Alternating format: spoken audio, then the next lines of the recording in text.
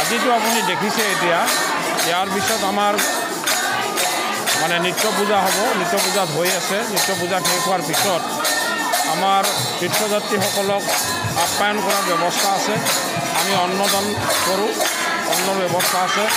আমি অতি সুশৃংখলিতভাৱে আমি আমাৰ যিখিনি তীৰ্থযাত্ৰী বা দৌলগোবিন্দৰ ভকত তেখেতসকলক আপ্যায়ন কৰাৰ প্ৰচেষ্টা কৰি আহিছোঁ আৰু এইবাৰো আমি সম্পূৰ্ণ প্ৰস্তুতি আমি কৰিছোঁ। শৃংখলাবদ্ধভাৱে তেওঁলোকে যাতে আহাৰ গ্ৰহণ কৰিব পাৰে তাৰে ব্যৱস্থা কৰিছোঁ।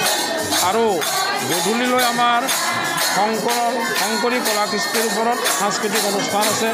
সেই সাংস্কৃতিক অনুষ্ঠানত সুদূৰ নগাঁৱৰ পৰা কৃষ্ণমণি নাথ আমাৰ লোকগীতৰ শিল্পী প্ৰণীতা বৈশ্যমেধি ডাঙৰীয়াই মানে কৰিব, অংশগ্ৰহণ কৰিব। তাৰ লগতে আমাৰ সুদূৰ যোৰহাটৰ পৰা ভাওনা আমাৰ আহিব আৰু ইয়াত ভাওনা প্ৰদৰ্শনো হ'ব। গতিকে এই ধৰণৰ সাংস্কৃতিক, যদিও আমি সাংস্কৃতিক অনুষ্ঠান ৰাখিছোঁ, কিন্তু এইটো আমাৰ গুৰুজনাৰ আৰ্হিৰ ওপৰত, গুৰুজনাই আমাক যি দিয়া আৰ্হিৰ ওপৰতে আমি ভিত্তি কৰি আমি সদায় সাংস্কৃতিক অনুষ্ঠানবিলাক হয়। গতিকে যোৱা মানে এই আজিৰ গধূলিলৈ আমাৰ কাৰ্যসূচী ইমান।